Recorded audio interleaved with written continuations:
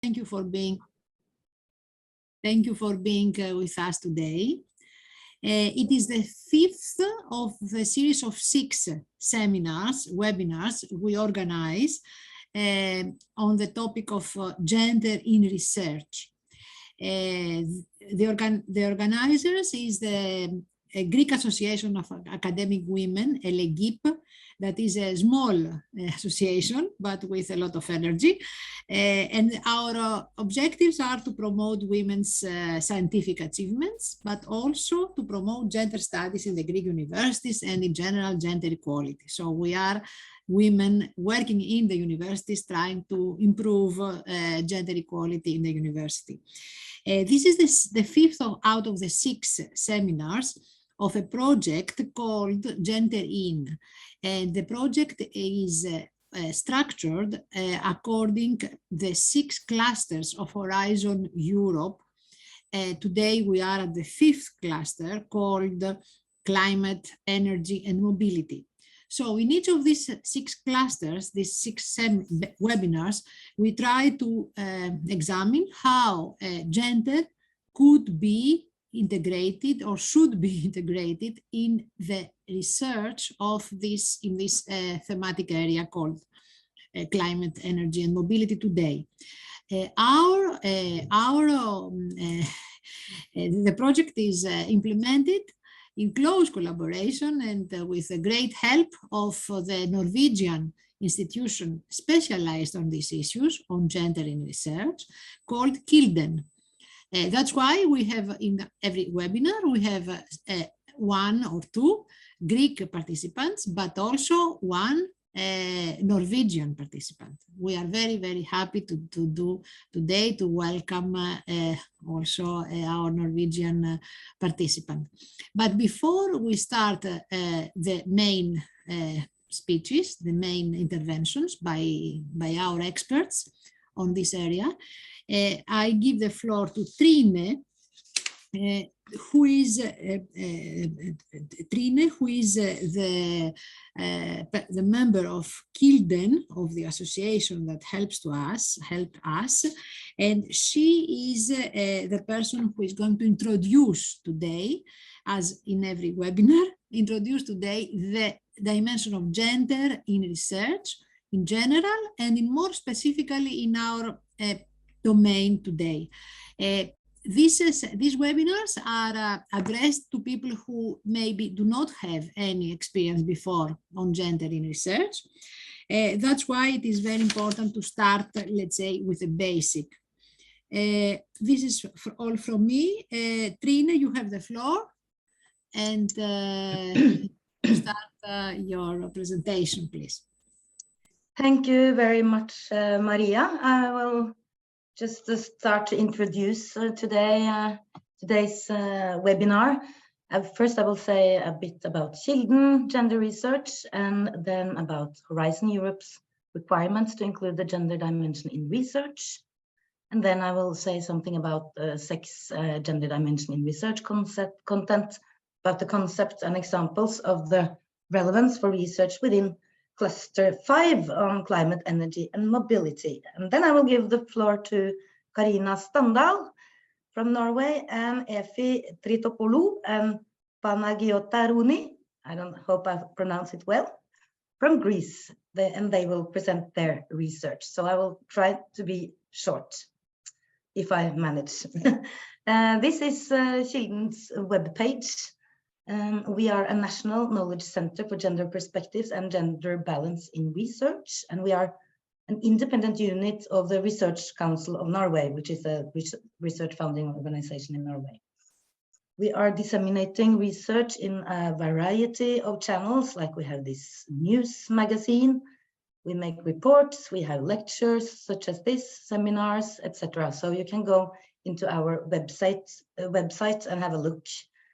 And as some of you have already signed up for our newsletter, that was actually you were invited when participating in this webinar, and we are really happy to see that so many, we are now having a lot of new Greek followers. So, and this is on this web page, you can also find this policy brief about the gender equality and the green transition of the labor market. This was actually, we recently published it in English. It was first in Norwegian. And this is much based on the annual conference that Kilden had back in 2021, where gender equality in the green transition in general was the topic. And I can also say that Karina Standal was also having talk there about gender perspectives on the transition to sustainable electricity use in households.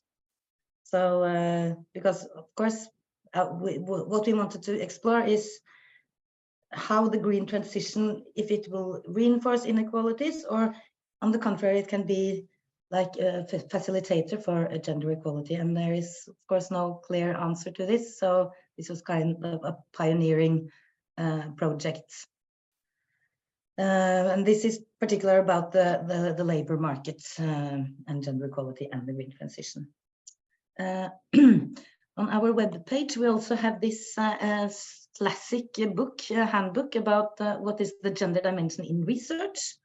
It is not so new anymore. It's from 2018, and it is the booklet is providing case studies of research that include gender perspectives, and the topics in this booklet was inspired by the Horizon 2020, so-called societal challenges, and the UN Sustainable Development Goals. So there are separate chapters, sorry, on health and quality of life, and food, agriculture, fisheries, and the bioeconomy, energy, transport, environment and climate, and safe societies. So today it is, of course, the two chapters that are relevant for the clusters of Horizon Europe, which are a bit different from Horizon 2020, but we still think that this book is of relevance. So in this booklet, you can look at the case studies, and then there are links to the whole studies. And we also provide a sort of, what do you say, like a guide on how to work with the gender perspective in the whole research cycle. So, but we think it's really important to stress that we don't like provide any absolute answer of how to deal with the gender dimension in research content, but to inspire people to work on, or researchers to work on gender perspectives in the way that they find relevant. So of course this, as you know, with Horizon Europe, the demands to include the gender dimension is reinforced compared to before, so that one of these one of the objectives is to have a better integration of the gender dimension in the content of research and innovation projects. So it is not about gender equality in large, like or gender balance. It's about the content of the research. And as you can see on this arrow that I have also on this not very nice slide, that it is said that the integration of the gender dimension is content is a requirement by default across the whole program. And the gender dimension is defined as sex and gender analysis. So what is sex and gender? I guess that most of you are familiar with these concepts already, but we can of course repeat them very shortly. That sex is about the biological, physiological, and anatomical sex differences between females and males, whereas gender is the culturally and socially constructed norms, values, and expectations related to men or women, boys or girls. That of course varies across time and space. That is what is regarded feminine and masculine today is different from what it was regarded in other countries or in another historical time. So this photo is about it's a photo of a feminist photographer, Marie Høeg from Norway, and an unknown man, showing how they also challenged the gender roles around more than 100 years ago. It's also important to see that, to stress that sex and gender, it's not like an absolute distinction, and it's very often hard to decide what is the biological or what is the socially constructed norms and values. And of course, these are often connected also to different kind of occupational roles related to what women and men are working with, but also from that you actually are that also even the brain, for instance, change according to what your experiences are. So and we also in research we have different ways to deal with the gender perspectives that are, I will just go very briefly into this, but there are just some concepts that are useful to know when working in this area, because often gender can play a role without being spoken directly.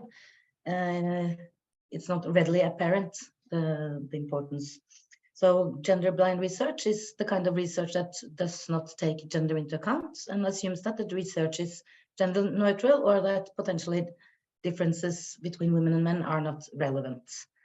And whereas gender bias, it is reproducing gender stereotypes in research or ignore gender differences. And you are perhaps very aware of that.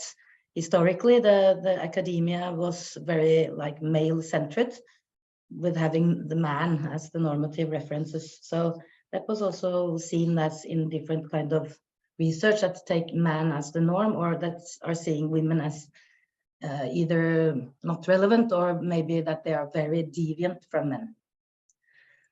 And then we have sex and gender as variable, that is frequently in research without necessarily being subject to analysis. And to have gender as a variable does not, of course, it does not guarantee that the gender dimension is included in the research, but still this kind of gender differentiated statistics are very important because they form the basis of further gender analysis. And then we have a gender research that is like an interdisciplinary field by its own, developed mainly within the humanities and social sciences. And they are usually taking gender as the starting point for the research. And they also have this tradition of questioning, exploring, exposing gendered stereotypes and norms, and also see often like gender in the light of power relations. Whereas the sex gender analysis, which is what we are talking about today, that means that sex or gender and gender is part of the research design and systematically controlled throughout the research process without necessarily being the main focus of the analysis. So research that takes gender dimension into account is found in most scientific disciplines, as we will also see today. And I think it's important to underline that sex and gender analysis is not the same as to always focus on differences between women and men. Even that, of course, can be relevant for instance, in medical studies, but it's more about to investigate how gender relations work in different contexts and intersects with other factors such as age, income level, education, ethnicity, where you live, social class, and so on. And it's very often also to critically reflect upon one's own and others' often unconscious assumption about the gender, and not to reproduce gender stereotypes in research. So when we come over to this cluster 5, that is the topic of today. This cluster, I have looked into the program and the working program and this strategic plan of Horizon Europe. And this cluster is it aims to fight climate change by better understanding its causes, evolutions, risks, impacts, and opportunities, and by making the energy and transport sectors more climate and environment friendly, more efficient and competitive, smarter, safer, and more resilient. And as you can see, this has a lot to do with society and about people, and thus gender is, of course, important. there are a lot of areas of intervention of cluster 5.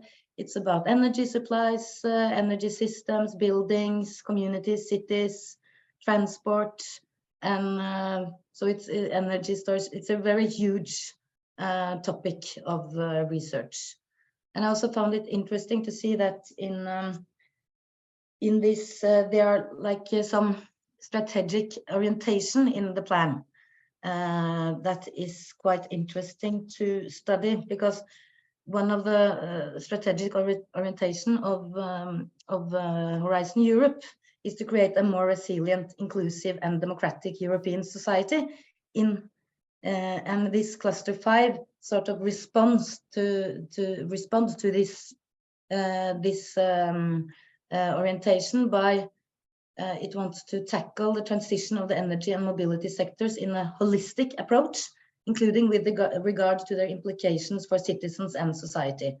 Given that transformation is embedded in broader societal needs and hence depends crucially on the buy-in of citizens, Cluster 5 aims at finding new and better ways to involve Europe's citizens in the low-carbon transition, including in cities and in the sustainable economy. So that this is quite big, and I will now very soon give the floor to Karina Standal, who is a senior researcher at the CICERO, that is the Center for Climate Research in Oslo.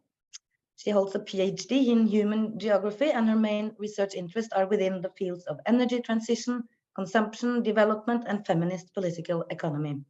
She has a particular focus on aspects of gender relations, household and community transition to renewable energy, and associated change in technologies and practices.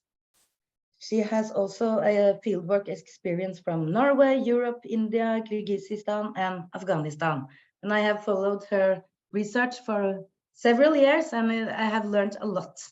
So I'm very happy to welcome Karina, and that she could join us today. So now I will just say thank you and stop sharing, and then give the floor to Karina. Thank you. And I will thank you for the very nice introduction. And I will just first try to get my PowerPoint up. Can all of you see it now in presentation mode? Yes, okay. So thank you so much, Trine, for the nice words, and thank you for the opportunity to present here today. So I will talk a little bit in the general, but mostly I will focus on my own research. That's I guess my comfort zone, and I hope I can give you some insights, but it will at some points be quite particular. Of course, the topic is huge, so I have to do some kind of narrowing scope anyway.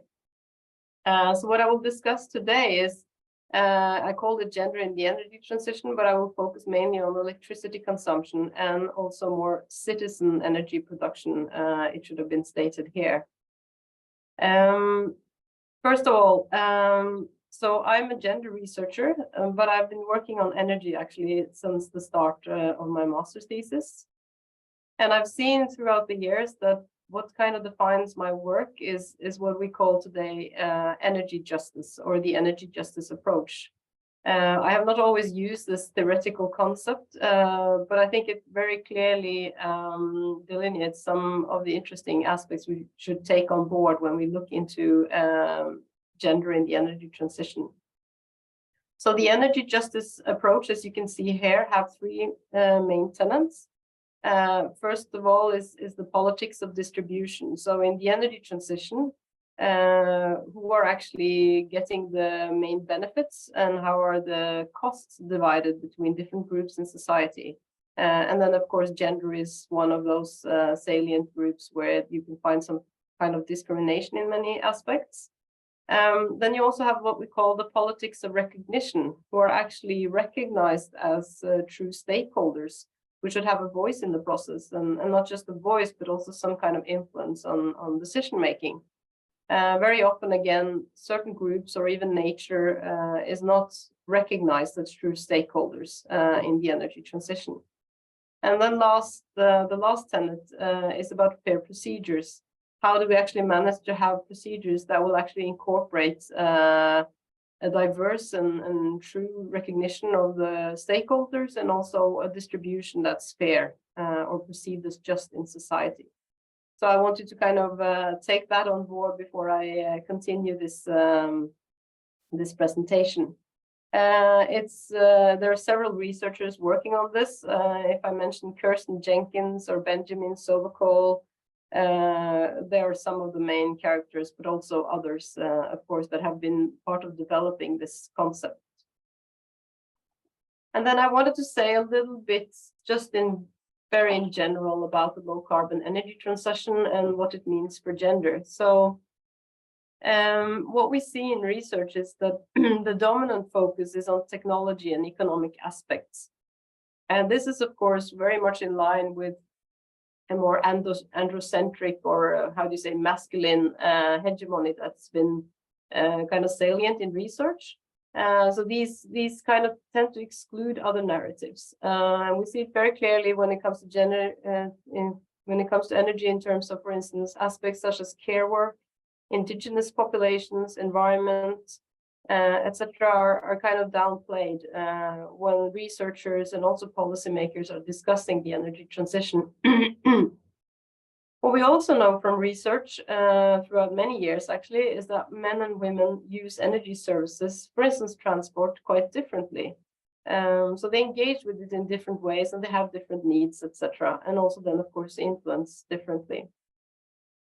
Another aspect very important to bring to the table is, of course, that energy sector development and employment historically is often reflects the historical inequality. I can just list, of course, a number of examples, but if you take Canada as an example, the indigenous population was very much excluded from employment in the oil sands fields, for instance, or if they would get work, it would often be temporary jobs with very low pay, for instance. But now in the energy transition, much more focus has been on an inclusive energy transition. So now more and more companies that are actually based on indigenous ownership and management are getting a much higher stake in especially renewable energy sources. So that's quite interesting to see how they use that window of opportunity to actually have a better and more just energy transition where more stakeholders are part of the transition itself. Of course, when I say that the energy sector development and employment reflects historical inequality, it's not just about gender, but also about different class groups, or, as I said, even minorities that are excluded. But we know, for instance, that women have had less employment in the energy sector, especially when it comes to high-paid jobs or technical jobs, etc. So this is part of the picture. But as I said, it's very important to note that the energy transition provides new opportunities here to have a more broader inclusion and also for gender equality, not just as bringing in new groups into employment, but also we see these decentralized energy solutions where kind of the thresholds for skills, finances, and networks are reduced, meaning it will be more easier for also, for instance, women and others to join in, who often are not represented in the energy sector and also in the related education sectors. But we also see in the research that, of course, the marginalization and inequality that's already there, present in what we have of the energy sector today, very easily can be reproduced if we don't address these aspects. And I will talk a little bit more about that later. Of course, I will not go into this today because it's not my field of experience, but also, for instance, in transport and also in other energy-related sectors, the political representation and bureaucracy is quite gender unequal. So meaning that there are few women working in those sectors, and definitely fewer women who have decision-making abilities. And also we see here in the global north that it's tended to be seen as irrelevant to bring on gender perspectives. So even when you have women working in these sectors, they don't really see gender relations as important because we already live in equal society. So that's kind of just seen as irrelevant then.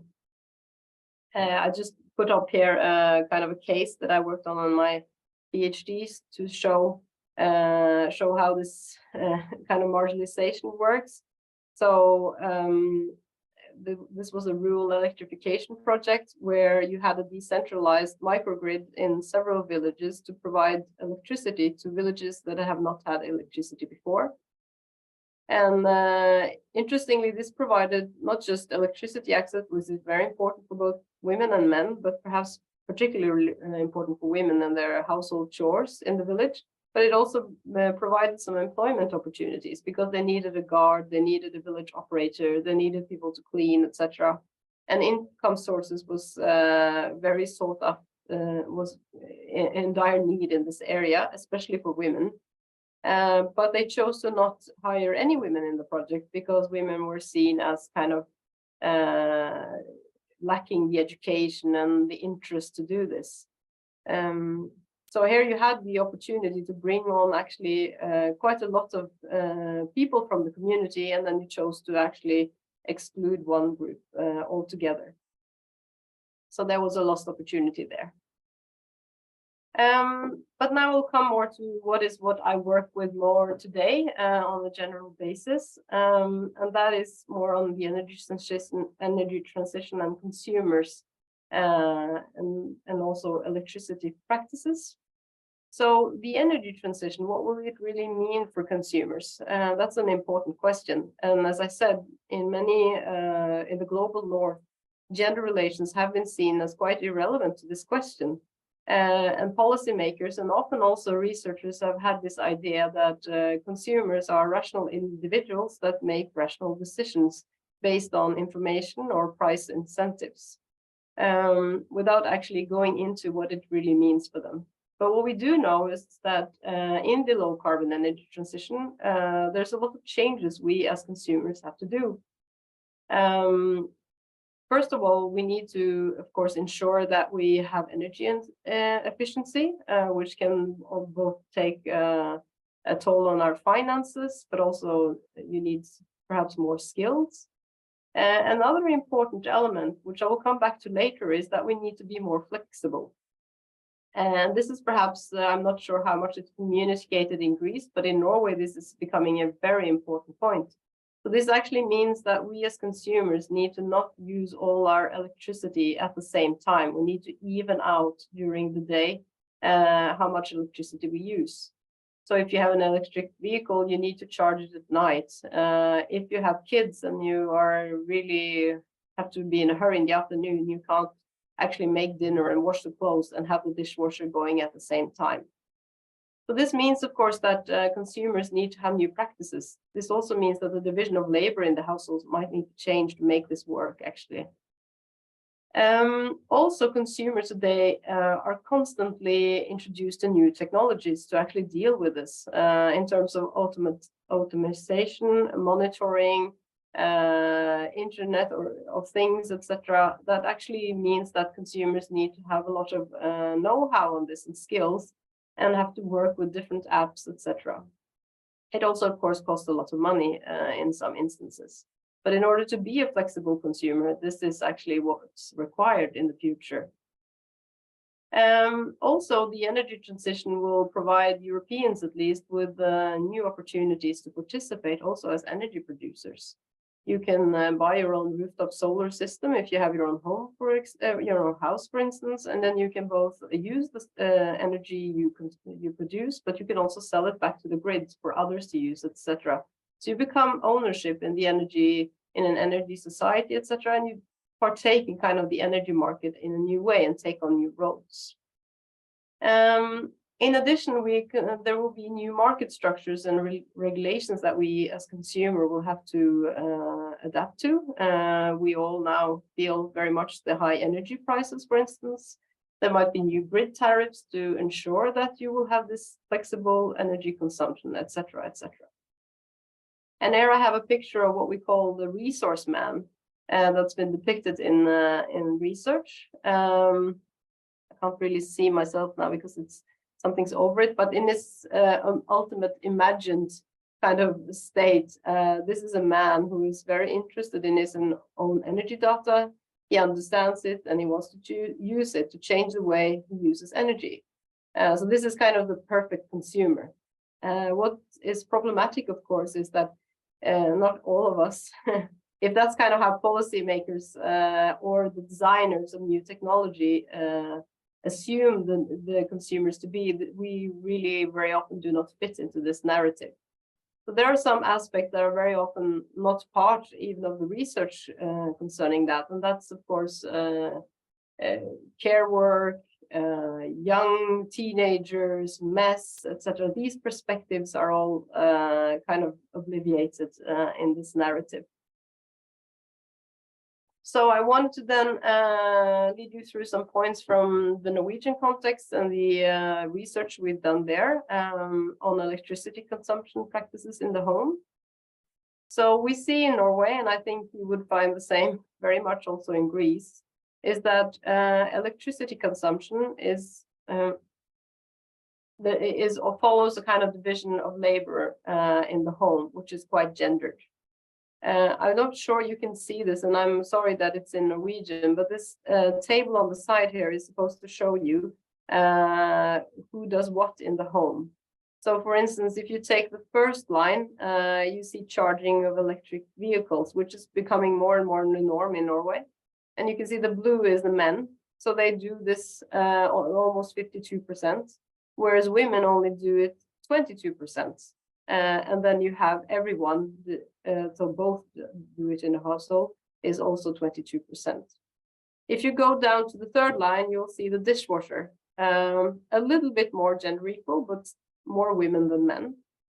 And then if you see the washing machine, which is the second last line, you will see that men, only about 21% actually uses the washing machine, whereas 67.4% of women do that. So as you can see, it's clear that, for instance, cooking is more gender equal, whereas using a new technology is more men who are doing, whereas washing, for instance, and also using the tumble dryer, which is quite normal in Norway, it's mostly a woman's task.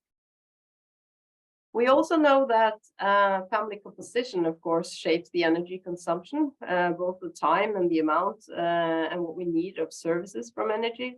It's different if you are a retired couple or you're single or if you're in a family. We also know that there are some biological differences related to comfort temperature, where women perform better at a higher temperature than men. When we did this a national survey, which is quite, I would say, generalizable for Norway, we saw that there were small differences in whether one is concerned with one's own consumption. This actually surprised me, because I think if we had gone back like 10 years, we would find that women would be less concerned with their own electricity consumption. However, we did see a clear predominance of men who check their consumption more often than others, using, for instance, apps or logging into the information they can get from their utility company, etc. We also asked both men and women if there were any differences in who had problems paying their electricity bills. We found very little difference, though men seem to have problems paying a little bit more often than women, whereas, yeah, so that was not very big a difference there. In the same household survey, we were very preoccupied with flexible electricity consumption, as I explained, trying to kind of even out the electricity consumption you have, so that you don't use all the electricity the minute you come home from work, making dinner, etc. This is very much needed to reduce the upgrade of the grid, which has, of course, economic and environmental consequences. Also, the Norwegian government came with new regulations, meaning that all Norwegians now have gotten a new grid tariff that will actually incentivize them economically to try and even out their electricity consumption. That means that those who even out more, they will pay actually less than they do today, and those that have a very high amount of electricity consumption at especially certain parts of the day will have to pay more. So I'm not going to go into the detail of how this is actually calculated. It's a bit complicated. But what we wanted to know is if actually people understand this new regulation and whether there also was gender differences. And we found, not surprisingly, that there was a clear predominance of men who had actually heard about the introduction of new grid tariffs. This was before this kind of electricity price shock came, that the regulations were supposed to come. Actually, they were postponed because of the energy crisis, but they were now implemented during the summer, but in a very, I would say, mild version of what the policymakers actually had intended. We've also found in the survey that men consider access to information about their own consumption after getting the smart meter that all Norwegian households now have to be slightly better than women. And also we found that men are more willing to invest in new technology to change their electricity use, for instance, smart home systems or automatic systems that turn off your water heater, etc., or apps for you charging your car. In addition, men were also willing to make larger financial investments than women were in new energy technologies to change their practices. We did a lot of interviews also in this project, and I wanted to show you an example from one of the engineers that we interviewed. So he works in a grid company, and his job actually for a whole year was to try out the new grid tariff that his grid company was going to implement.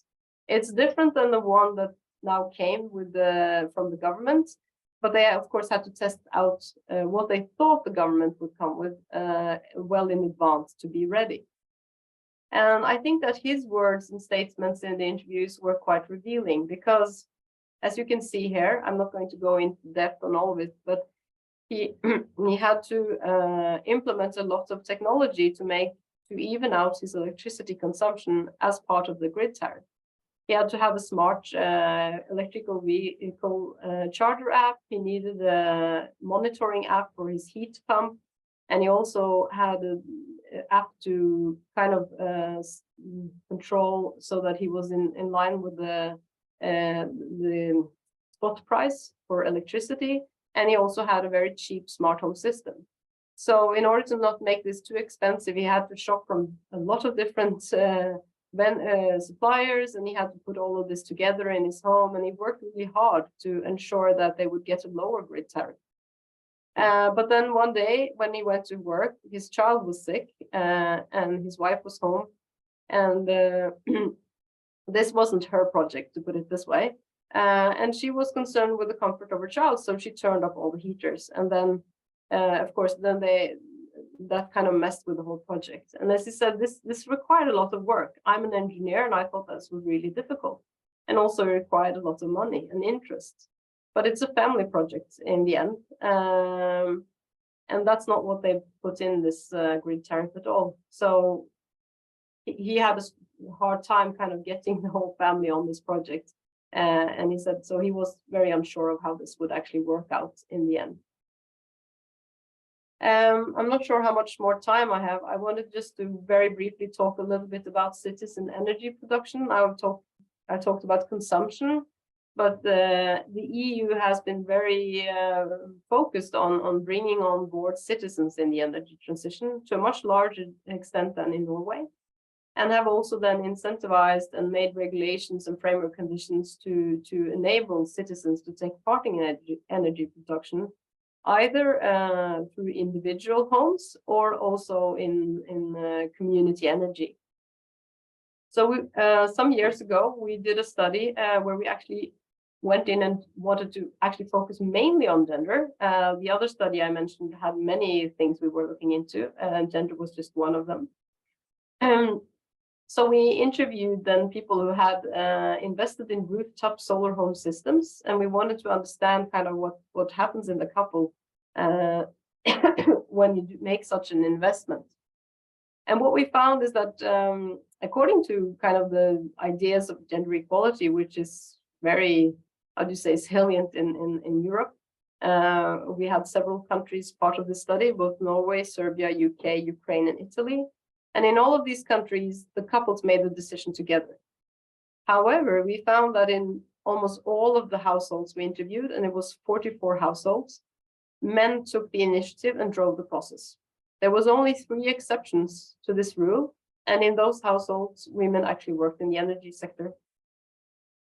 We also found that the main motivations, and this has also been found in other studies that have not looked into gender, that was, saving the environment or environmental and interest and trying to go in for the low carbon energy transition. But also, of course, economy was important for many. But we found in several countries, especially in Norway, but also UK and Ukraine, technological interest was a very important motivation for men. And we also found that men had more networks to draw on in the process. Some men worked in the energy sector, some men got subsidized equipment to do this, had friends that they could rely on for help in this process, etc.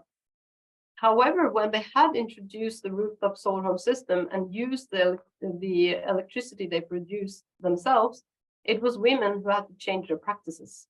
Because, of course, it was much more financially beneficial for women than to do housework when the sun was shining.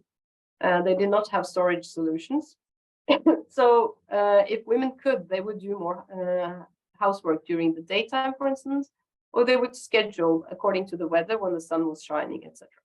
So men took the work of kind of implementing the technology in the home, whereas women took the work of changing the practices to make the system work to the best for the family. We also did a media analysis, looking into media and advertising.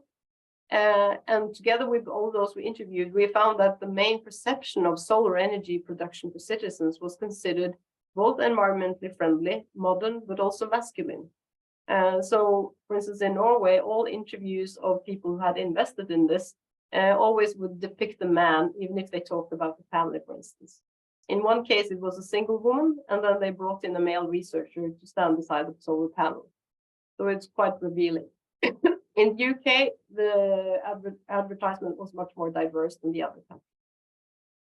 And of course, this is perhaps not a surprise, but we see this also in other areas, that those who actually did this investment are often middle class. They have to pay for it. It's costly. They live in their own detached houses.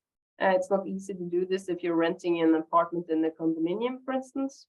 And they often have higher education. So it's a kind of a niche for a certain part of the population. So here I have a quote. I think I'll just skip this now for the sake of the time, but it shows very much how you have the perception that women aren't really interested in technology. So this is something for men, whereas women, they would change their housework practices and put on the washing machine and feel good about it. As I said, in the EU, the citizens have been put much more in the heart of the energy transition, and the concept of community energy, where people go together to produce their own electricity and share this in the community, has been given quite a lot of focus. And also in the new Green Deal, for instance, to deliver on also inclusion and justice, to make people kind of be part of the energy transition and feel ownership to it. As I said, this would at least theoretically lower the threshold, meaning it would bring on much more diverse group of people who actually take a very active part of the energy transition, because the idea is that you share the costs, and you also need less skills, etc. So in that way, it has a lot of potential with it. I don't have time to go into that today, but we have research projects on this as well. And we see that, of course, this could provide a lot of potential benefits for society, and to also drive the energy transition forward in many ways.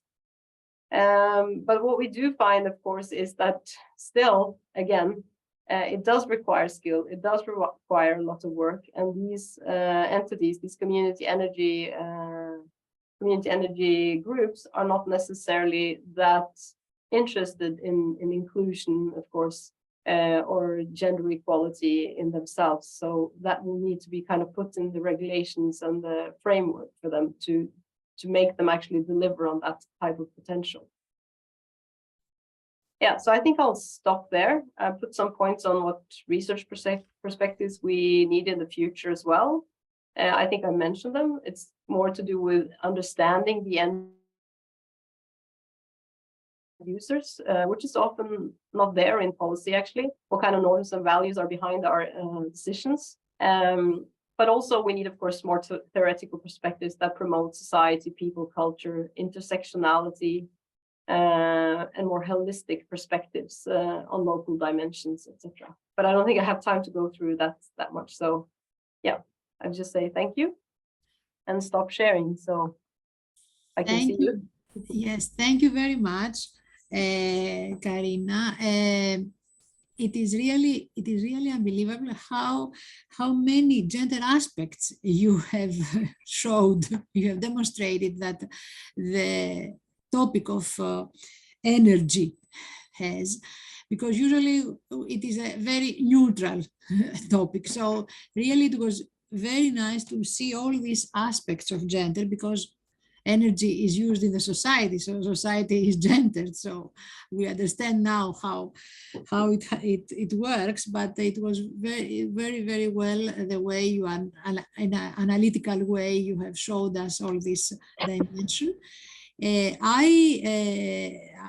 thank you very much. There is somebody who wants to make a very quick question or observation. Stella, you have the floor. Thank you, Maria. I actually have 2 observations and 2 questions, if you allow me to. Yes. The first is I'm really jealous of this research, so thanks for presenting this. We have been working on a piece of research on women sustainability lately, but this is really amazing work, and I'm sure it will be really useful to us and to many others going forward. The second thought is that listening to you, Karina, I realized, I mean, I knew about this, but it was the first time that I actually saw it, how much climate and energy literacy are interconnected with financial literacy, digital literacy, and and also the division of labor in the household. So how all these issues are interconnected. And this is my first question, if you have any thoughts about that, how we could combine these 4 areas of research into, projects that provide actionable steps forward. And my second question is, obviously, we know that conducting research, which includes men and women in the sample, and drawing comparisons between the findings is very useful and provides lots of interesting insights. As an organization, as a small one, we don't always have the capacity or the funding needed to conduct this scale of research. So most of the time, we tend to conduct research just on women. So I would love to have your thoughts on when do we need to push further in order to incorporate men and women in our samples, and when it's okay to be content with being able to research just a female sample. Thank you so much. Thank you, Stella. Excuse me, there is a question, and one more question for you, Karina, in the chat, just to put it and you reply to all of them, and then we will discuss again after the 2 next speakers. So the question in the chat is if you have any data about the role of women in sustainable energy communities. So you have the floor, and then we go on with the next speakers, please. Okay, I will try to answer out. There was some very important but also big questions here. When you talk about different literacy, like energy literacy, etc., that's needed, I fully agree. Actionable steps. I think for one is that we need to, of course, disseminate our findings to policymakers and others to make them understand that, gender is not irrelevant, which has always been seen like neutral thing, that they need to take this into account. For instance, when it comes to renewable energy communities, As for now, there's a lot of things going on to enable them in the EU, but member states can themselves kind of decide on what should be done in terms of diversity and inclusion, etc. Maybe there needs to be some kind of stronger points on what needs to be incorporated. Today it says, for instance, vulnerable and low-income groups, which is already there as something that member states has to do. So that's working on kind of the more political level to at least get the knowledge out to make them understand that they need to address these issues. Short term, I'm not sure. I mean, I haven't worked much with action research, but of course, capacity building is one way of doing it, and trying to include more different voices. And I've been talking a lot about women, but I think that I didn't get that message across here because it's not enough time. But of course, intersectionality. Women is not just one group. There's lots of things going on here. Young women, I think, would be better adapted this today than, for instance, older women, especially when it comes to technology, etc. But then there's the thing that maybe younger women don't have the finances to go into, for instance, energy production. When should you just have women, and when you need to have women and men? It's difficult to answer. I think that a lot is lost if you just research women, but often it's the other way around. People just research men. So I'm not sure I can give you a general rule, but yeah, maybe we have to come back to that. I'm not sure I can give you the best answer on that right now. Yes, we have some, not me particularly, but there are some studies done on the role of women in renewable community energy. There are less women engaged, unfortunately. They often feel they lack the skills. Few of the community energy groups are very preoccupied with engaging women. So, I mean, they like gender equality, want women on board, but they don't do anything active to recruit women. Time pressure is also an important barrier for women to join in these kind of initiatives. So these are some of the data we know already that's going on there. There are written several articles on it, but the field is quite small. It's still a new concept in many ways. Okay, so I think we'll leave the rest. Yes, thank you very much. We will go on discussion after the two Greek speakers. Now maybe I have to give the floor to ΕΛ.Ε.ΓΥ.Π, who is a chemical engineer. She has a wide experience and specialization in sustainability and circular economy, waste management, prevention, reuse, recycling, energy and climate plans. And she is the president of the Greek Women's Engineering Association, an old association that we all know in Greece. And she is an environmental consultant, providing services and expertise to the private and the public sector. So, Effie, please take the floor, and then it will be Panagiotta, or Betty in short, who will follow your talk. Please. Okay, hello. I'm very honored to participate in this seminar.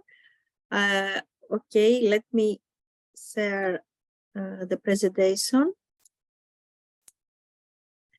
Can you see now? Okay, thank you for the introduction, Professor Stratigaki. So I can go on. Let me start with the presentation of ΕΔΕΜ. ΕΔΕΜ is where I'm president, is the Greek Women Engineering Association. We have around 1,300 members, all qualified Greek women engineers, member of the Technical Chamber of Greece.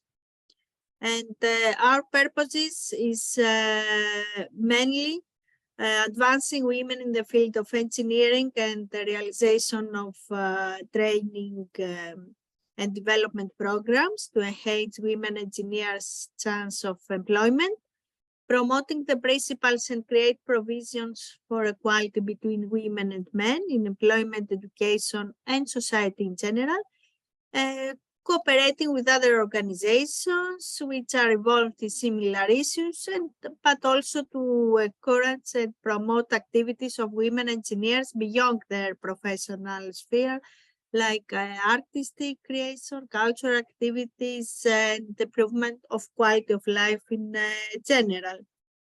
We participate in networks and associations which promote gender equality policies. We're a member of the WITEC, European Association for Women in Science, Engineering and Technology. We mentor European Federation of Mentoring of Women and Girls, and European Platform of Women Scientists. In our so many years of operation, we have participated in many European projects.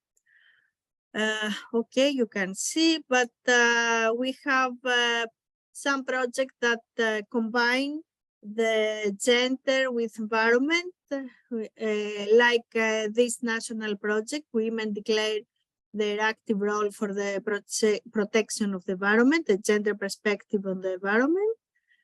And we have also the Engineer for the Future, an Erasmus project with aim to promote technical profession and engineering to students in junior high school, with an emphasis to female students. With 10 partners from Portugal, Italy, Estonia, Spain, Greece, and Cyprus. And we now just finished a national project, Up Textile, giving a new life to textile products in the framework of circular economy. We were 3 project partners: the Social Cooperative Enterprise Tagged Green, we, Greek Women Engineering Association, and the National Technical University of Athens. And we have a pilot performed in the municipality of Lykovrisi and Pevki. And I would like to say that all the project managers from the partners were women. Okay, now we can go to some issues about gender and environment. It is true that, okay, we would like to have more research results and to perform more, like Karina presented before. Okay, but we would like to have some cooperation in this with universities, maybe some project in the future.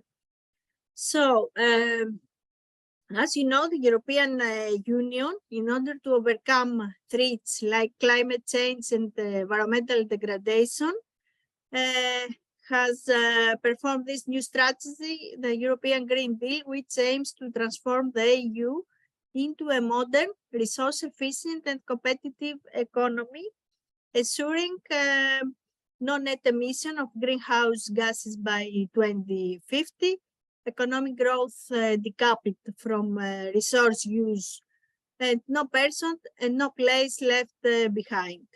1/3 of the 1.8 trillion investment from the Next Generation EU Recovery Plan and the EU 7-year budget will finance this European Green Deal. So the European Green Deal is a strategy with a lot of policies in several sectors, in mobility, in building, in zero pollution, in zero waste, like circular economy, and more specific, the circular economy, which is a significant pillar of the European Green Deal, propose a different economic model by drastically changing current production and consumption parents. In this circular economy, we need the industry to have innovation in product design, technology, and business model, but we also need the citizens to have a more responsible consumption patterns that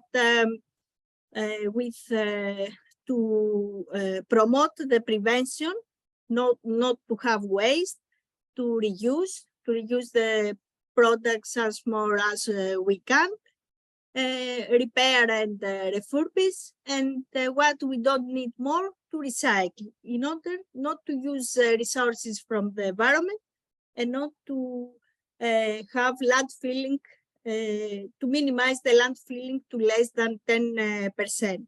So as to approach the zero waste as we can. We have the development 2030 development agenda with 17 sustainable development goals, and the goal number 5, which is the gender equality, is the one that represents the gender specific goal. To achieve condition of greater equality, the circular economy must be analyzed from a gender perspective. So for circular economy is also necessary a gender equal social, economic, and political structure. Existing research shows that women are mostly represented in low value added activities, the circular economy, including recycling, reuse, and waste management, while in industrial eco-design, development of circular products and other activities, which are involving advanced technologies, the women participation is low. This is also a result that, of women's low participation in STEM activities, science, technology, engineering, and mathematics. Globally, only 30% of students in STEM-related fields in higher education are women. Moreover, the power and utility sector, a key sector also in circularity, is still male-dominated. Women make up only 5% of executive board members, 21% of non-executive board members, and 50% of senior management leadership roles.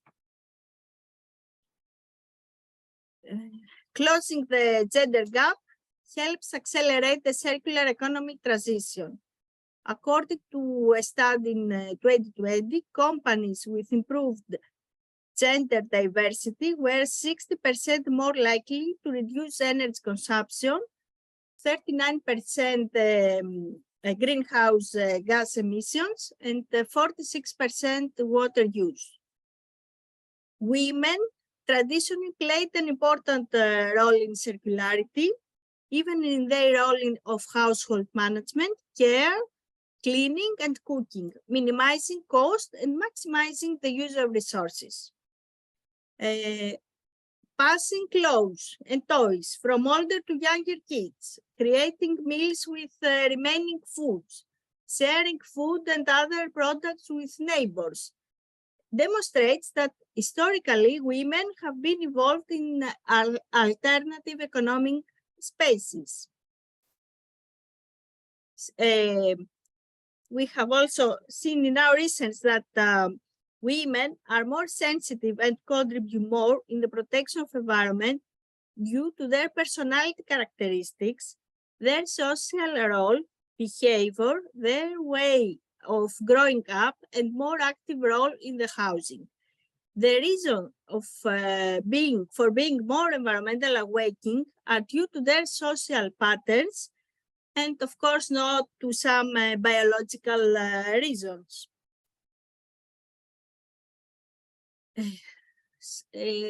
Gender equality and sustainable development. It is necessary to build policies that promote the inclusion of women in all types of circular economy related activities. These policies should take into account women's specific needs and ensure that opportunities are equally accessible to and equally beneficial for both women and men. Gender equality is a central pillar for achieving sustainable development. In the policy area, we see that women are still underrepresented in decision-making bodies at the national level in EU member states. In 2018, women held almost 18% of positions at the highest levels in ministries that deal with environment, transport, and energy policy.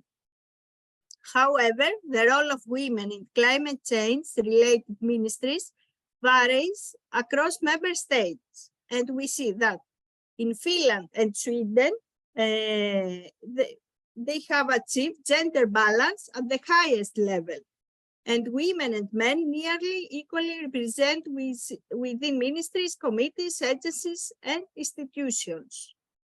In 2014, women represented 28% of senior ministers and 22% of junior ministers in the EU.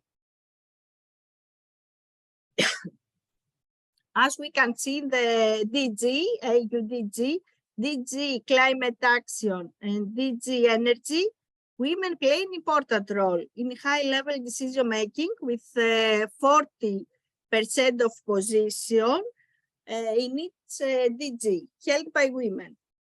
While in DG Environment, we have 25%. DG Mobility and Transport, the percentage is 12.5%. In the communities of the EU responsible for climate change and related issues, women hold on average 39% of position. When we go to the European Commission, administrative position, General Director and Director, women hold around 29% of posts.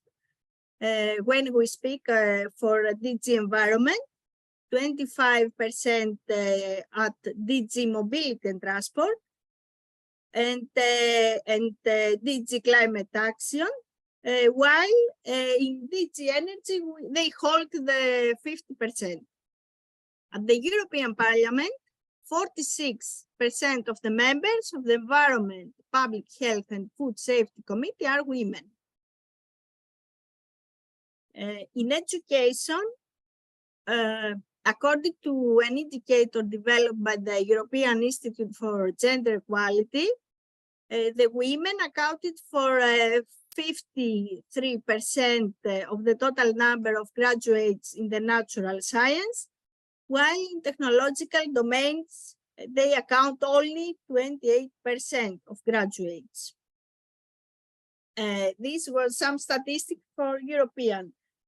Now we can see some statistics in women in R&D for Greece, where we can see that we have a high employment of female researchers in Greece, one of the highest rates in the EU, since we are at the 4th position, as you can see in this figure.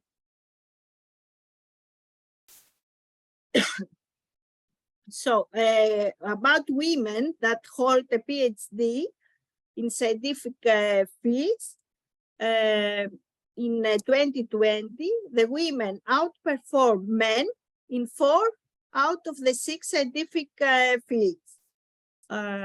These were social science, humanities and arts, agricultural science and veterinary medicine, medicine and health science.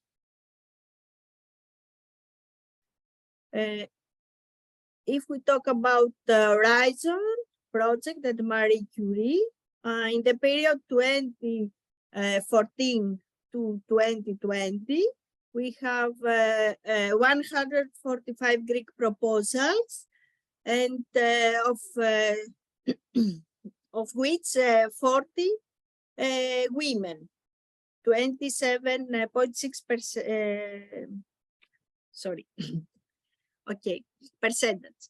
Respectively, we can see that Marie Curie scholarships, it is about almost 38% women. Some data about worldwide. Women are less likely to be entrepreneurs and face more disadvantages starting businesses. Women are constrained from achieving the highest leadership position. Women are more likely to be unemployed than men. And globally, women are paid less than men. But we have seen also from statistics that when more women work, economies grow. It is estimated that gender gaps cost to the economy some 15% of GDP. Increasing women's and girls' educational attainment contributes to women's economic empowerment and more inclusive economic growth. This could be about 50% of the economic growth in OECD countries. And women's economic equality is good for business. Some very good practices have shown this in some countries. Okay, thank you for We thank you, Effie Tritopoulou, for this presentation. You have highlighted, of course, some gender aspects of circular economy.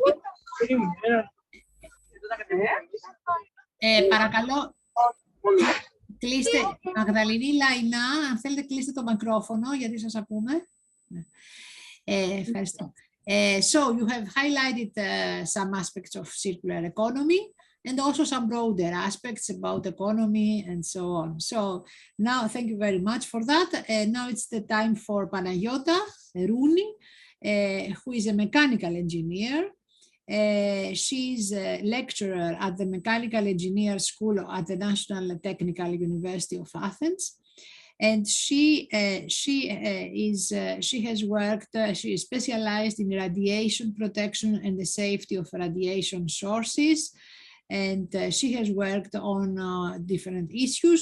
And she's member of Gender Equality Committee of the National Technical University of Athens. And she's one of the old members of the ΕΔΕΜ. As we found out, it was established in 1995. And so, Panayota Rouni, you have the floor. So thank you for the invitation. Let me share the screen. For a moment. Okay.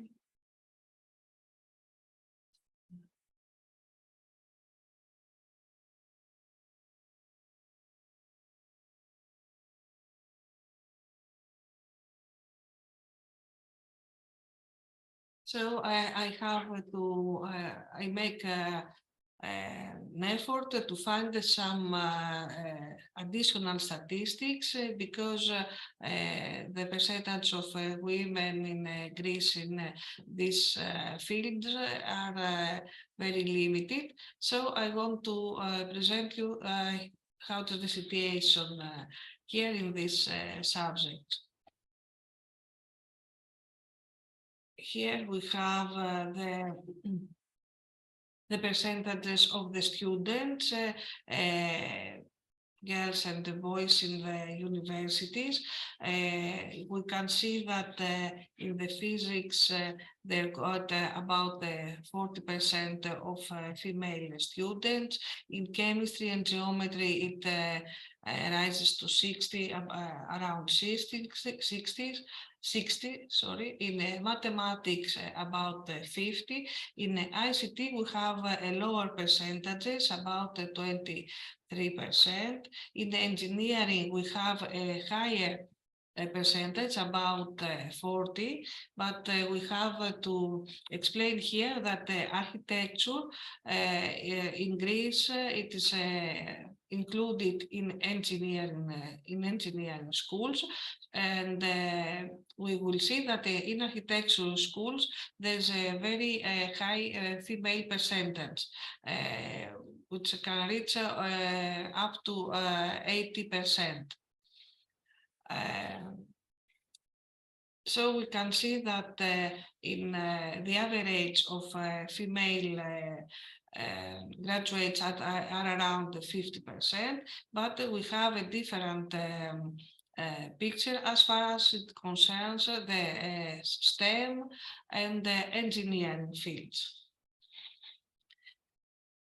As far as women enter their schools, their higher education, they are more likely to finish it and graduate and in Greece, and so it is according to the average in EU.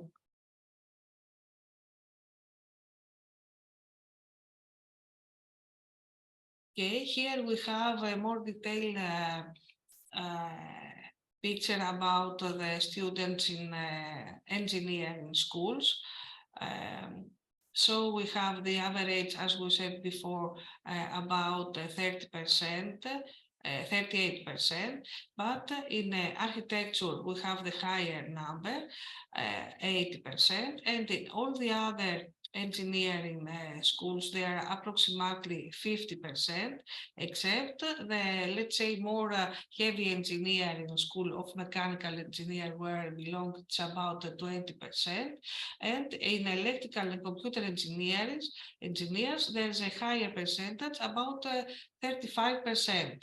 This percentage has reached this a higher value these last years, where ICT are more promoted due to also to some friendly applications, social networks, etc., like Facebook, Instagram, etc. So girls and which have high efficiency in mathematics, physics, etc. Now they choose also this ICT engineering schools instead of only choose physics and maths. This, let's say, approximately divided audience in the engineering schools doesn't make any difference in the councils, the committees, in the board of institution, in academia, in higher positions, in a higher administration of the Greek state, but also in private business and other local authorities. As we can see later on, there's few enterprises with women in the heading positions in STEM, and this is, let's say, a bit strange picture in Greek society, where they have a very high percentage of women succeed in their studies, but they don't have the recognition at their professional life and career. Sometimes it is because of the decision taken from the women in order to fulfill their other also roles. Here we have the evolution of the number of women engineers. We can see that they started for very low percentages at 30% at the earliest 80s, and now we have reached this percentage about 40%.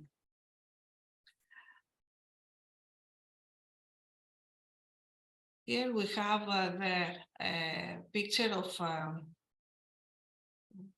this, we have the picture of women in academic careers in the Kapodistrian University, where there is, let's say, the STEM sciences, maths, medicine, in comparison with law, economics, and humanities. So we can see that women are,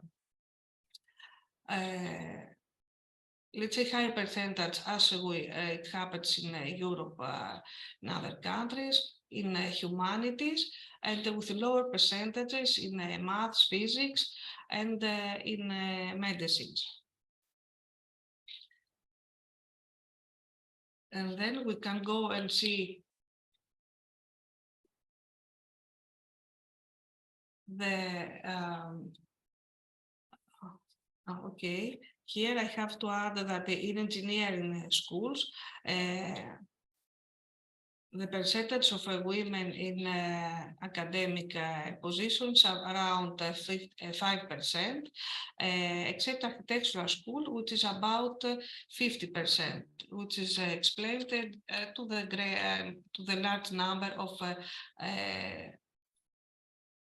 graduate women from this school. And here we have the picture of the number of teaching and research personnel in National Technical University of Athens, which is a representative school of engineering in Greece. It is the older one, so it is the one with a higher number of teaching personnel. And we can see that with the blue, it is the men, and with the orange, it's the women. So we can see here the first column of each school. It's mechanical engineer, later it is electrical and ICT engineers, survey engineers, architects, metal, etc. The first column, it's the number. The first two columns, it's the number of men and women teaching personnel in the school. And the second one for each school, it's the number of the personnel in charge, the directors of the departments, of different departments. So we can see that in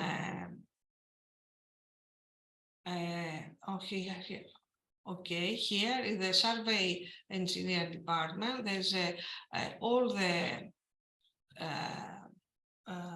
let's say the boards are covered by women, the heading positions, not all the board, all the numbers, but the directors of the department.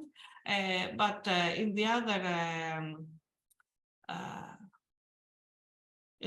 hand, there's also this mechanical engineer and applied physics engineers, where there's no, and also electrical engineers, where there's no woman, and marine engineers, where there's no woman in any head position.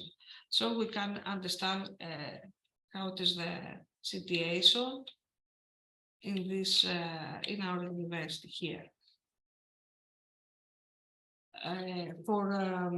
Let's have an idea about the engineering and environmental studies in Greece. It is divided into different subjects.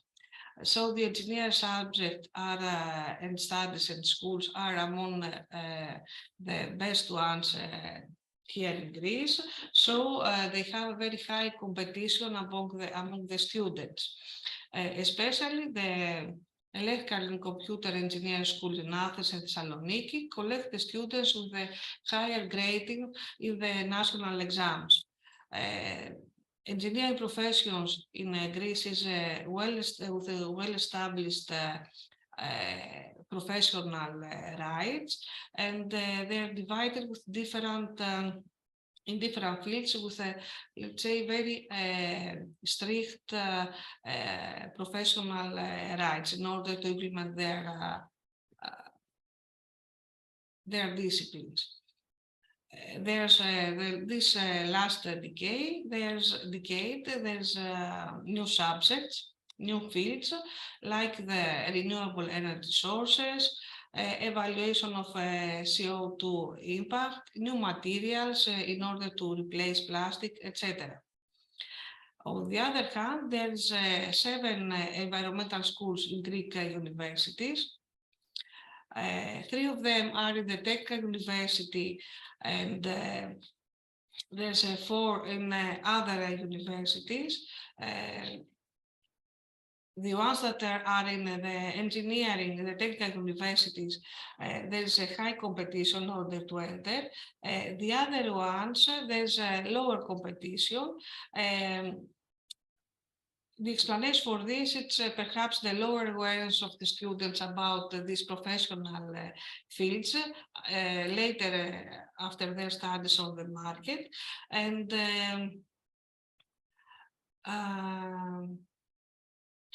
And also there is another reason is perhaps they are in smaller cities. But we all know that the climate change, the protection of the environment, and the industrial development according natural respect require not only engineers and not only environmentalists, but they want interdisciplinary culture in teams. So diversity is essential for innovation and implementation. And the environment issues can have very different aspects, and innovation from every field is welcome. Let's see some numbers now about the academic research. So we have here Greece, it's among the average percentage in EU. So we have the women in doctoral graduates are at the 47%, and there's only gender gaps in the fields as we described before, in engineering and sometimes in STEM. This is also an explanation that comes from the lower percentage of women in the postgraduate studies, but also that less women can continue their doctoral studies because of their also with other social roles they have. And because here in Greece there's a low budget about this, and there's no let's say well-established these positions for the doctoral work. Approximately the same condition there is also in the professional sphere. We have that approximately 40% of the women among the engineers in Greece. The important percentage is the important indication is that about only 0.25% of self-employed professionals with a science and engineering background and ICT is women in Europe, and quite the same is this percentage in Greece. So let's see some more detailed. You have 3 minutes more. Oh, okay. 3 minutes. Let's see some more detailed percentage for the doctoral graduates in Greece. So for a physical, mathematics, for physical science, approximately 50%, but we have a lower percentage in engineering. 33%, and we can compare this with other demanding doctoral positions, like in biological and related sciences, health sciences, about 60%. And we can see that in environment, there's more, the environment subjects are more appealing, and we reach a percentage about 50%. So there is a few researches about the representation of women in engineering and relevant subjects, but there is a very nice research in electrical and computer engineering of the NTUA, which compare the number of female students the last decade, 2010 to 2020, but this percentage has reached its higher average, about 20%, and we have no indication that it will increase. So here I have some good practices from other countries. I'll pass it very quickly. And here I have some aspects with the gender environmental studies and the gender environmental studies. I think that the first speaker has made it very clear.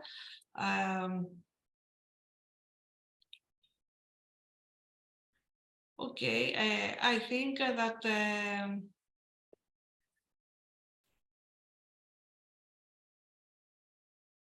I want to finish with this last slide. For professional women, for sure they can play a positive role in environmental issues. They are sensitive in, and they can implement some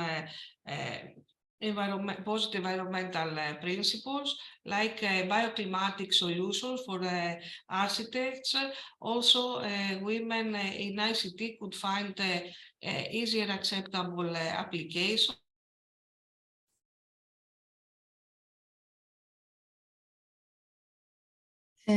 We cannot hear you, Betty, we cannot hear you.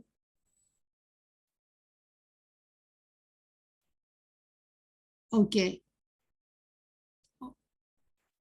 Okay. Betty, do you hear us? Can you? It's like the problem. Yes, there is a problem. What we can do? Shall I call her? Or...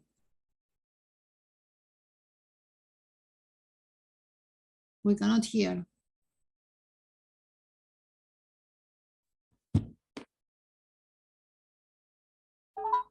Okay.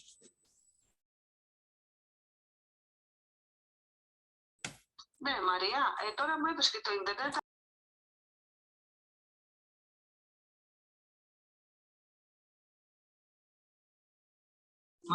Okay. Sorry. Panayota has told me that she does not have any more an internet. She had a problem before, and now I told her just to come back if she can. So I would like to thank the two Greek experts for the speeches, for the presentations. I would like, there is a question for them, and I would like to add also something on this question, on the very pertinent question of Maria Partalidou. She said, okay, we know what is the situation, but the problem is why we have this unbalanced, let's say, participation of women and men in engineering in Greece. So I think this is a question, but also I would like to ask the two Greek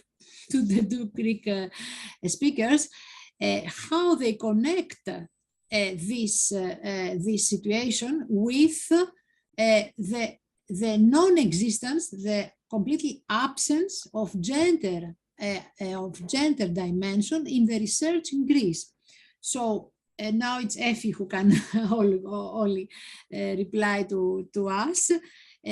Why, I mean, is this situation connected with the absence of gender research in, for instance, circular economy. That was the point. So this is one question I would like to place, because we don't have time, we run out of time. But anyway, I passed. And also I would like to ask one question to Karina.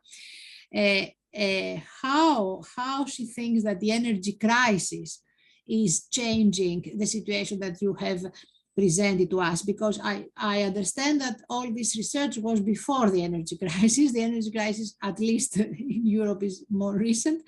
But we know from crises that sometimes they are they highlight the gender differences. We know with the pandemic how it was really highlighted, the gender-based violence. So I can assume that also energy crisis is a way, let's say, it was a context in which we saw more the differences between women and men. And if this is, I mean, please comment on this.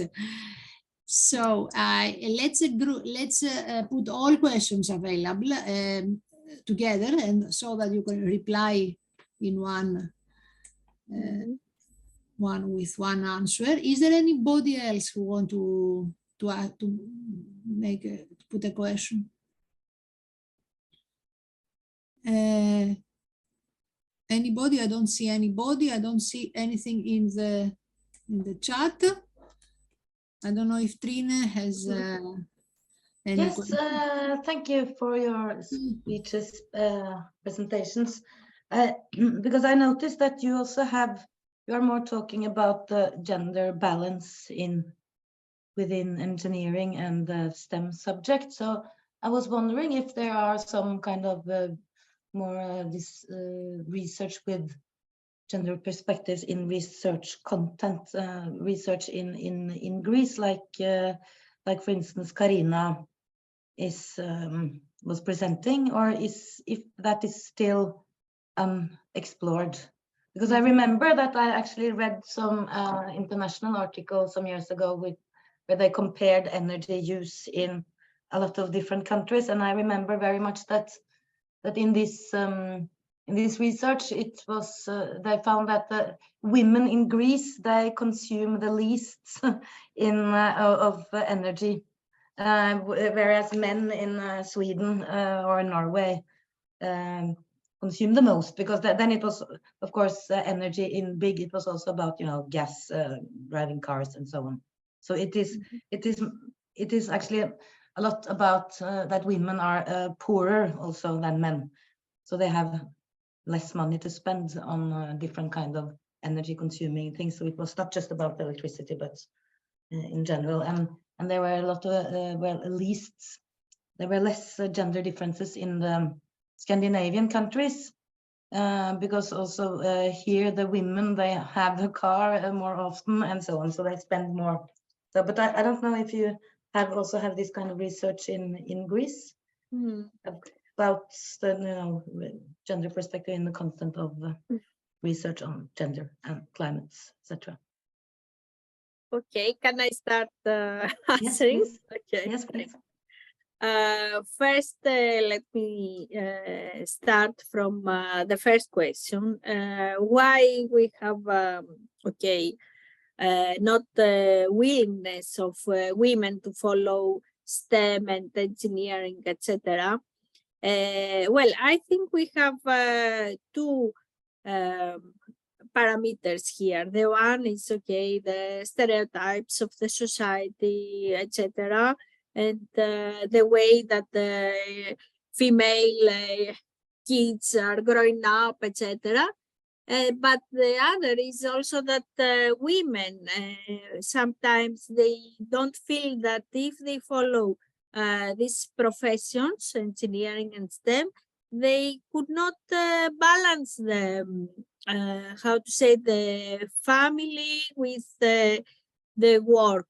So I think we have two ways in order to overcome. One is society-oriented, and the other is to empower women not to be afraid to follow their dreams if they want to be an engineering or a STEM or scientific professionals. But it is true that in Greece we don't have so many research combining gender and environment, energy, etc. We have research in gender and research on environment, but not combining together. So we have a lot of work to do in this. And that's why I said them is, okay, it's a scientific organization, but also maybe we need to collaborate with universities to do more research work in the framework of some project, European project.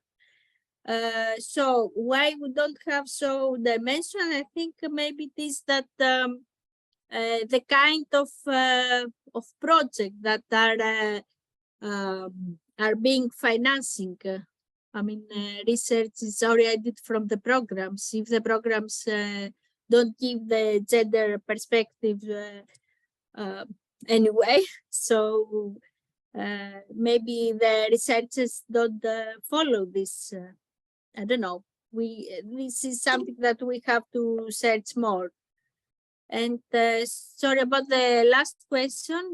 You said something. If we have already data more oriented to the scientific, at least we don't have. I'm not sure that we have in national level also. Okay. As I said, we have to do more research on this for Greece, I suppose. Thank you. I think you're muted, Maria. Thank you very much, Effie. There is one more question for Karina on the chat. Karina, do you want to, Theodosia, do you want to take the floor to say Yeah, your... I can't see the question in the chat. All right, good, okay. To answer yours at least. Bravo, okay, thank you. Theodosia, okay, she saw your question. I put the question on the chat, so yes, I think that it's clear. That's okay, she did, okay. Great, thank you, Theodosia. So, Karina, anybody else who want to know? Okay, Karina, please. No, you asked about the energy crisis, and I think, well, it's a very interesting question. Again, I think I need to answer from the Norwegian context, but I guess that it might be the same for you. So what I see here in Norway is that the energy crisis both have kind of forefronted issues such as energy poverty, which was never on the debate before, which has not been researched in Norway at all. There's a project coming up. So kind of the consumer at the other end of the energy transition suddenly became much more important for policymakers.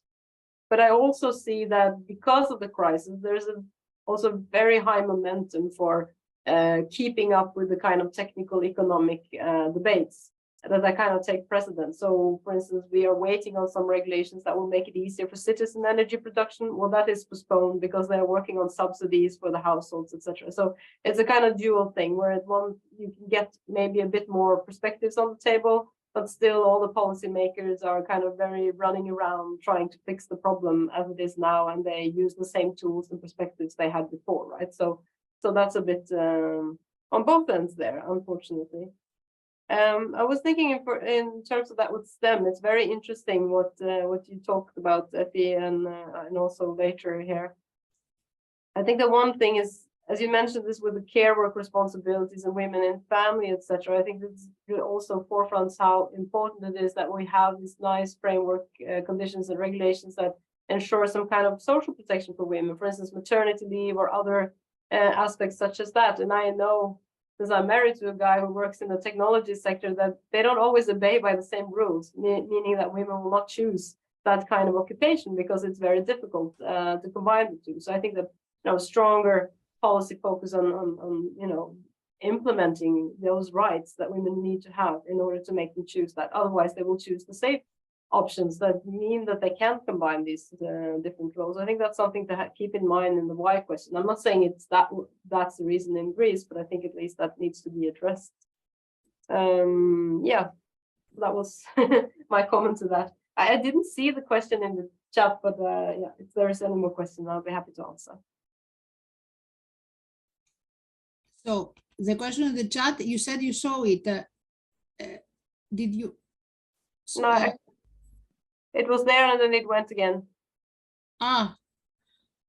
So, Theodosia, did you get the answer to your question? No. We don't hear you. Yes, excuse me. The question was about whether you took into consideration in your gender research, and especially developing countries in India, as you referred, if you took into consideration the contribution of women to energy transition through local small-scale traditional forms of energy production. In fact, I mean, if you took into consideration invisible contribution of women, for example, we know that there are some local practices for cooking, how to application, for example, for cooking or other domestic uses. Yeah, if I understand your question correctly, I think I've also looked into, for instance, modern cooking technology in India. Also looked into that in Kyrgyzstan. This is a very difficult field. I've been working on development studies actually longer than I have in Europe. There's been a massive test out with different cook stoves and different incentives, etc. And what we always see is that even if they're implemented, which is quite difficult because cooking is kind of a cultural domain, then even if they are implemented, you have what we call fuel stacking. People will use different technologies, so you don't phase out, you just phase in some new stuff. And this is big health consequences. Yeah. Yeah, I'm not sure what you. I have some complications of this, but it's, yeah. But in fact, the question is about the invisible contribution of women, not exactly which practices, but concrete practices. But if you took into consideration this non-marketed, invisible contribution of women. Of course, for the energy sector, because we speak about all this for care services, etc., and other tasks in the family and household management. If similarly we take into consideration this aspect of invisible contribution for the energy sector, for example. No, I did not look into kind of invisible labor for the energy sector as per se, but of course, kind of the invisible or devalued work women do is at the forefront of what I do as a research. But in terms of the rural electrification project, we did not kind of look into how women subsidize that with invisible labor. No, I did not do that. Of course, women in India have extensive care work responsibilities that are not really valued in society, but that was not taken into account in this rural electrification project in that sense, because what we actually saw is that having electricity reduces a lot of the household and the invisible work women have to do, because they could get water near their houses, and they could have light for cooking, etc., which of course makes the tasks more efficient. So in that sense, it actually reduced the amount of invisible labor. But I've not looked into, for instance, in the coal sector or in the oil sector, what kind of how women subsidize that with their how to say free work. Yeah. So no, sorry. Thank you. You're welcome. Thank you very much. Thank you all. Is anybody else want to say? There is a contribution on the chat by Athanasia Ioannidou. about the new cooperative, Women Energy Cooperative, that was established by SEGE, I understand well. SEGE is the Association of Women Entrepreneurs, correct, Athanasia? Yes, this is correct. Thank you. Yeah, if so you want to what, say something what more, we yes. actually, Yes. yes, so what we actually did is that we developed the first women energy cooperative in Greece, and actually we discovered later that it was the first in Europe. What we wanted to do is because we had some data that women don't actually participate in energy communities, or they don't participate in the boards of energy communities. So we thought that creating an energy community that will be developed only by women will give them the opportunity to highlight their efforts towards the energy sector and to be able to empower more women into participating in the energy sector. So we have established our energy community in Greece. We have our first PV plant already running, and we are now constructing our second and our third. And actually we received the EPA award for category number 5, which is sustainability and energy transition for 2022. And we are actually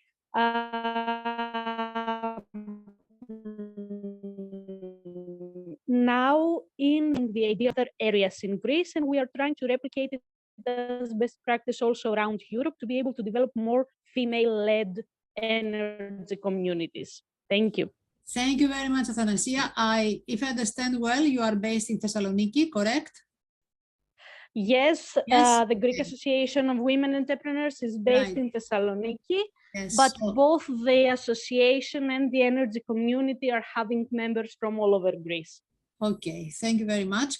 Why I mentioned Thessaloniki is because before we finish, because I don't see anybody else, before I give the floor to Trine to say the last word, I would like to give some information about next step of this Gender In project.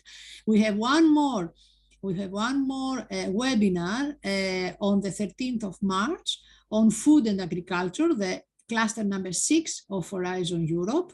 And the Greek speakers are already with us today, is Maria Partalidou and Theodosia Arthopoulou. We're looking forward for that. And what I wanted to say also is that we are going to organize live seminars, one in Athens and one in Thessaloniki. In Thessaloniki is the 8th and 9th of May. In Athens is the 11th and 12th of May. And in these seminars, they will be live and they will be very small, very limited number, only 20 people for each seminar. And then we are going to launch an invitation, and the fact that you are here with us today will give you a priority, let's say, for the participation in the seminars that will be with very much limited number of people. And then we really want to have the people who are more close to the topic, to the hardcore of the topic of each cluster. I thank you very much, everybody. Thank everybody very, very much. And I give the floor to Trine to really say the last word of today's webinar. Yes, thank you very much for to all the speakers and for all who participated today. I think it was really interesting also to see this input from about this project, the ΕΛ.Ε.ΓΥ.Π in Europe. That's really interesting to see. And I think that topic is also very relevant for the next webinar in March. So I would also hope to see you people some of you in Thessaloniki or Athens in May. So I just say thank you to everybody and see you next time. And thank you especially to the speakers. Thank you. Bye-bye. Okay. Thank you very much, everybody. Goodbye. Thank you. Thank you. Thank you. Thank you. Bye. Bye. Bye.